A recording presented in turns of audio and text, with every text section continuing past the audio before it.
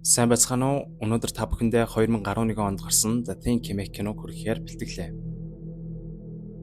Энэ кино маань 1982 онд хийгдсэн найруулагч John Carpenter-ийн The Think киноны prequel буюу өмнөх үйл явдлуудын талаар гарах болно.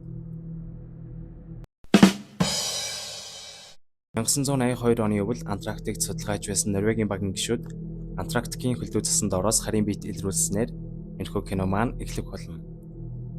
Энэхүү асуудлыг судлахаар доктор Сандер болон түүний туслах Адам хоёр палеонтологч Кейтиг энэхүү судалгаанд Норвегийн багийн гишүүдэд туслан хамтарч ажиллахыг урьдаг.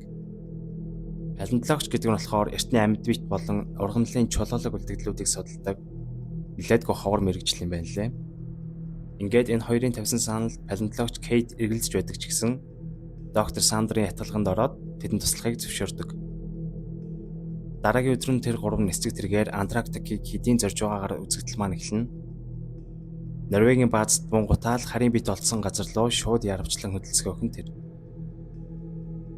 Харийн битийг олсон газарт очсны дараагаар Норвегийн багийн ахлагч Эдвард болон багийн гишүүд болох Карл, Жулиет нартай танилцдаг. Норвегийн багийнхан хэдийн Антарктикийн мөсөн доор хонгил гаргасан байх бөгөөд энэ хонгилоор тэднийг дагуулж аван мөсөн доор барьлах хар гаргийн хөлгийг харуулдаг. Энэ хөлгөн 100 мянган жилийн өмнө дэлхий дээр хосолдсон гэж тэд дүгнэж байгаа бөгөөд хөлгөөс хэдхэн метрийн зайд хар гаргийн бүтэн бит олдсон хэмээгээд Кейтийг дагуулж харуулдаг. Кейт ч үүнийг хараад балмагдж өргөнө. Тэр оройно палеонтологч Кейт Норвегийн багийн гишүүдтэй тэрхүү биеийг мөснөөс хэрхэн гарах талаар ярилцах зураа багийн бусад гишүүдтэй ч танилцдаг.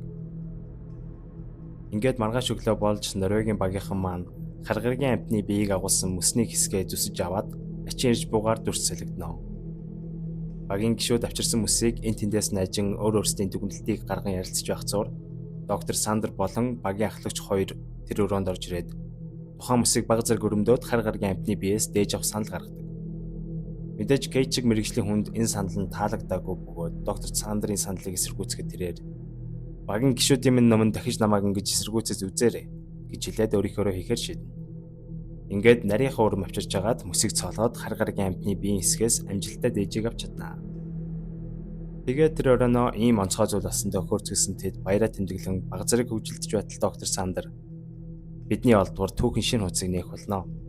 Би өмнө нь хизээч ийм эсийн бүтцтэй амьд бит харж байгаагүй гэж хэлэхэд өрөөнд байсан багийн гишүүд хөөрцгөлж уухан нууж хоорондоо ярилцсан цагийг өнгөрөөж байлаа.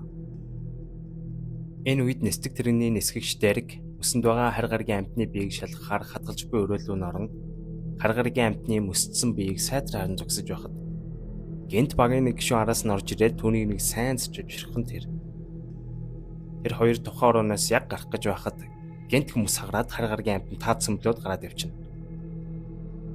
Үүнд сожирдсан нисгэгч Дерек бос дээр очиод хар гаргийн амьтан мөсөө хагалаад гараад явчихсныг хэлэхэд багийн гишүүд түүнийг наргиж байна хэмээн эхлээд инээлжсэн ч гэсэн түүний царайг хараад за энэ тоглоом биш байна гэдгийг ойлгоод яарвчлаа өрөөлөг бүлтцгэн. Тэднийг нөгөө өрөөлөө ороход энэ тэнд хагарсан мөсний хэлтэрхийнүүд л утсан ба ингээд хэрэг бичсэнийг ойлгосон багийн гишүүд гадар хуцсан өмсцгөн хид хідэн хэсэг туваагдан тэр амьтныг хайхаар гадагшаа гарлаа. Багийн гишүүд өөр зүг түүнийг хайж байтал багийн гишүүн Олив Хенрик хоёр тухайн амьтан тэдний байрладаг модон байшингуудын нэгний доор нуугдж байгааг хараад Хенрик багийн босд гишүүдэд дуудан орилоход хар гаргийн амьтан хурц үзүүрээрээ түүнийг нэвцэлбэн алж өргөнө. Түүний хажууд зогсож байсан Оливийн нүрээр дүрэн цосолон таг хөшч өргөнө. Бусад багийн гишүүд жаах ихэн зургийг гүгээд ирэхэд хар гаргийн амьтан Хенрикийн цогцсыг чирийн идэж буй аимшигтай дүр зураг харагдана. Ийм аимшигтай зүйл харсан багийн гишүүд ч бууга гаргаж эрен буудцгааж эцэст нь галаар шүвшин тэр амьтныг шатааж өргөнө. Энэ явдлаас болж багийн гишүүд ихээр зочирдсан байлаа. Хэдийн зочирдсан ч гэсэн мэрэгжлийн хүмүүс гэсэндээ айхгүйгээр тухайн хар гаргийн амьтны шатсан цогцсонд задлан шинжилгээ хийж судлахаар шийднэ. Ингээд Кейт ч палеонтологч хүн болохоор аргагүй шахалтанд орон доктор Сандер болон Адамын хамтаар тэр заван амьтанд хүрч шатсан цогцсод задлан шинжилгээ хийхээс өөр аргагүй боллоо. Тэр амьтны бие нь олон холтой яг л шавж шиг харагдах ба харин гиз дотрыг нь онгойлгоход нөгөө идүүлдэг Хенрикийн цогц байж байдаг. Гэхдээ ортуулаа сайн ажиглалтал тэр Хенрикийг идсэн биш. Харин Хенрикийн биеийн хэсгүүдийг өөртөө шингээн түүний эд хэсгийг хулбарлаж байсан болж таардаг. Ингээд Кейт задлан шинжилгээний өрөөнөөс түр гартал нисгэгч Дерек, нисгэгч Картер болон багийн гишүүн Грег 3 Хенрикийг алагдах хойж хажууд нь хамт байсан Оливыг их газар руу эмнэлэг түргэхээр явахаар бэлдэж буйтай таардаг. Олив Хенрикийн өхөлд хэд их цочирдон ер нь биеийн их нэлээд тар байгаа харагдав. Угаалгын өрөө рүү орон нүрээ угаан төс сэргэж байх зуур Кейт угаалгын өрөөний хөшгөний ард шалан дээр хин нэгний шүдний ломбнууд байхыг мөн хажууд нь их хэмжээний цус асгарсан байхыг харлаа. Эрхэн зуурт Кейт тэр хар гаргийн амтан багийн гишүүдийн хин нэгний эсийг хөвлгөн тэдний дүр тоглон баазаас явах гэж байна хэмээн бодоод байшингаас яарвчлан гарч дөнгөж хөрч буй нисдэг дэргийг доош буухыг сануулan гараа өргөсөөр хоцров. Үүнийг харсан нисгэгч Картер нисдэг дэргээ газардуулах тэр агшинд нисдэг дэргэний ард сууж байсан Грег гинтхэн хувиран Олив руу дайрснаар нисдэг дэрэгч удирдлагаа алдан агаарт эргэж байгаад уулын бэлрэн унан осолдог. Ингээд баазд байгаа гишүүд радиогоор их газартай холбогдож нөхцөл байдлыг хэлэх гэсэн боловч радион даанч ажилтгүй. Дүрс солигдсон Кейт байшин руу орон угаалгын өрөөг шалгахад түрүүхэн байсан ломб болон цуснуудыг хэн нэгэн цэвэрлжсэн мэд цэвэрхэн болсон байлаа. Кейт босод гишүүд байсан өрөө рүү ороход багийн ахлагч Эдвард зарим гишүүдийг ойрхон байгаа босод улсын баазаас тусламж гуйхаар явуулах санал гаргахад Кейт тэдэнд болсон явдлын талаар тайлбарлаж шалан дээрээс кармаасан шүдний ломбыг харуулад энэ хар гаргийн амтнд тэдний дунд байж болцсошгүйг мөн энэ амтнд зөвхөн амьд биетийн эдсийг л хулбарлаж чадах чадвартай тул органик биш төмөр ломб зэргийг хулбарч чадахгүй учраас шүршүүрт хайсан байсан гэж хэлдэг. Үүнийг сонссон багийн гишүүд гайхшран зогсож байх зуур багийн ахлагч түнд итгэхгүйгээр үл барам багийн гишүүдийг ойрхон байгаа бааз руу явахыг тушаадаг. Ингээд бүгд өрөөг орхин гарах үед багийн гишүүн Жулиет Кейттэй үлдэн түүний хэлсэнд итгэж байгаагаа хэлдэг. Бас Жулиет багийн өөр нэг гишүүн болох Колетиг угаалгын өрөөнөөс альчуур бариад гарч байхыг харсан гэдгээ Кейтэд хэлв. Ингээд тэр хоёр санал нэгдэн багийн гишүүдийг баазаас явуулахгүй тулд баазын цасны машины дэлгүүр байгаа газар руу орцгоон Кейт шүүгэнээс цасны машины дэлгүүрийг авах тэр мөчөд хүнээс гарахгүй тийм муухай чимээ гарan Жулиет хувирж эхэлдэг. Үүнийг харсан Кейт өрөөнөөсөө ирчээрээ гарах үед багийн гишүүн Карл юу болвоо хэмээн гайхах өрөөнөөсөө гарч ирэх үед хааргийн амтны биед хувирсан Жулиет Карлыг нэвцэлбэн сорж эхэлдэг. Ингээд чанга хашгирах чимээнээр бусад багийн гишүүд өрөөнөөсөө яран гарч ирээд өөрсдийн нүдээр юутай тулгарснаа харж саяныг ухаарах шиг болно. Азар багийн гишүүн Ларс цаг алдлахыг буу авчран харийн амтныг галаар шарж эхэлнэ. Ингээд тэд шатсан харийн амтны цогцыг гадаа үргэлжлүүлэн шатааж байх зураа бодит байдалтай нүүр тулан энэ болоод байгаа үйл явдлыг хэрхэн шийдэцгээх талаар зөвлөлдөнө. Ингээд тэд хэсэгтээ өөрсдөө эндээс явахгүйгээр карантинлахар шийднэ.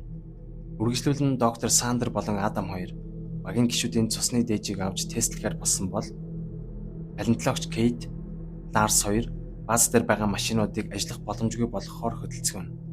Дүрс солигдоход Ларс Кейтэд агуулгад байгаа гранатуудыг харуулах ба ингэснээрээ хэрвээ хэрэг биштгэл гранатуудыг эндээс олоорой хэмээн хэлж буй мэд.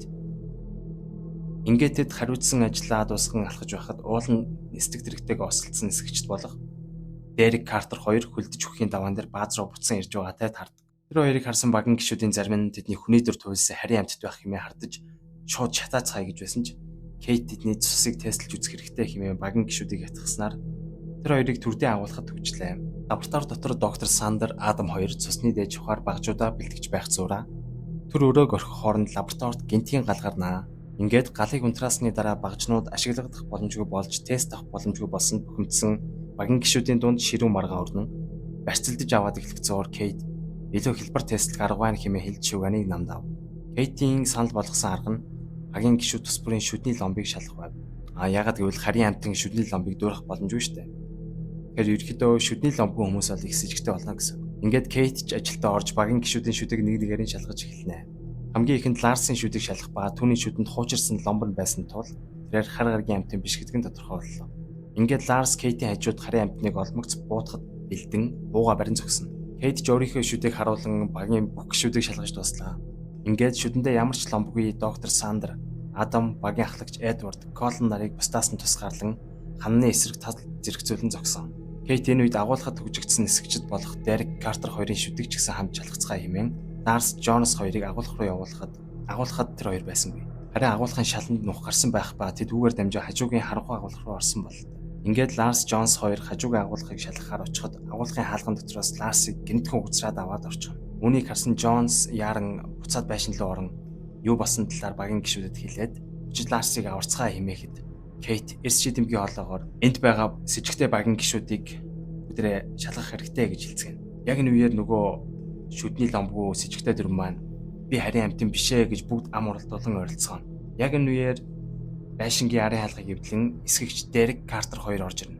Тэд Ларсын бууг барьсан байлаа. Үүнийг харсан багийн гишүүд ч тэд Ларсыг алчгаж гэж бодож байх зуур багийн ахлагч Эдвард багийн буутаа гишүүнд хардан тэр хоёрыг бууд хэмээн орилж эхлэв. Петр ч яг буудаж чадахгүй хордож байгаад тэр хоёрлоо буугаа чиглүүлтэл зөрүүлээд нисгэгч Дерек Петрийн толгоороо буудаж өргөнө. Буудсан сум нь Петрийн бууны газыг шүргэн тэнд томоохон дэлбэрэлт үүснэ. Үүнд багийн ахлагч Эдвард өртөн ухаангүй шалан дээр унахад багийн босд гишүүд түүнийг өргөн голын өрөөлөө оруулж явах зуур. Гэнтэл түүний гар тасран харийн амтны бие товилж эхэлв. Багийн ахлагчийг өрөөлөө өргөн алхаж байсан Джонсын амруу тасарсан гарны хэлтрхийн хуврын орох ба үүнээс айсан доктор Сандер Колн хоёр өрөөг орхон амиа бодон зогтцгаана. Картер барьж буй буугаараа харийн амтныг шатаах гэж оролдсон ч харамсалтай буун хацаад галалсангүй. Ингээд харийн амтан өрөөнд зогсож буй Дерекийг зон алаад шалан дээр шархацсан байсан Адам руу очин түүнийг биедээ наан өөр өрөөлөө мөлхөөд явчихна. Кейт Картер хоёр нийлэн харийн амтныг олж шатаахаар явж байх зуур зүхтаад нуугдж байсан доктор Сандрыг харийн амтан олчихно. Ингээд ерөнхийдөө баг бүгдээрээ харийн амтанд алуулаад эхэлж байгаа юм дөө. Ингээд Кейт Картер хоёр Адамын биеийг чирчгсэн харийн амтныг олж амжилттай шатаадагч халдвар аван хувирж буй доктор Сандер цасны машинуудын нэгэн цун хөдөлж одно. Ингээд түүний араас явах уу амиа бодож туслан дуудах уу хэмээн Кейт Картер хоёр түр тар хийсний эцэст доктор Сандрыг олж устгацгаая хэмээн санал нэгдэ. Ингээд хэрэгтэй зүйлс гранат зэрэг авсан дараа тэд доктор Сандрын явсан зүг рүү чиглэн явцгаана. Ингээд тэд түүний явсан зүг очиход тэр хар гаргийн нисдэг тавг басалсан газар очисон байх ба машины үлдээгээд хэдийн дотгошоо орчгож. Кейт Картер хоёр чи яран дотгошоо ороход гайхалтай нь нисдэг тавгнаас гэрэл цэцрэн ажиллаж байлаа. Ингээд нисдэг тавгны төхөөрөмж нээгдэх үеэр Кейт халтрын дотгошоо гулсаж орох ба төгшөөрөөд харийн амтан болон хувирсан доктор Сандерстай нүрт тул. Харийн амтнаас Кейт зогтон тэнд байх жижиг нөхрөө орон нуугдж байх боловч харийн амтан түүнийг чирэн гаргаж ирэх үед өөрт байсан ганц граната түүний ам руу шидэж оруулснаар харийн амтныг дэлбэлж нисдэг тавгнаас ам үлдс гарч чаддаг.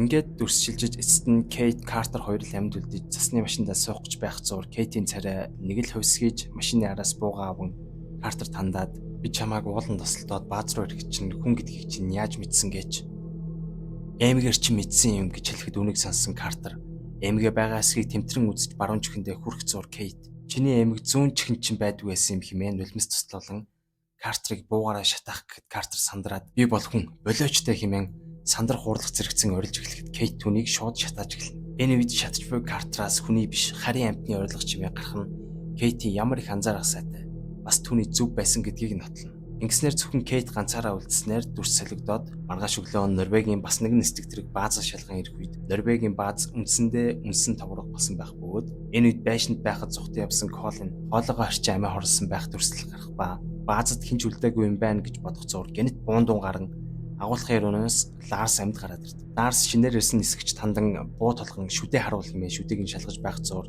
баазын хаанагтайгээс Ларсын цасны нохоо гинтгэн гүйж гарч ирээд хаанагт тишээ гүгээд явчихдаг. Тэр гараад гүйсэн нохоо Ларсын нохооны дүрд хувилсан харийн амтан гэж мэдсэн Ларс нисгэгчд хандаад тэр нохоог хурдан алцгаа хэмээн ятхан нисдэг тэргэнд сун их цасан дундуур нохоог онилон буудан араас нөхөөж буй дүрс гарснаар кино маань өндөрлөнө.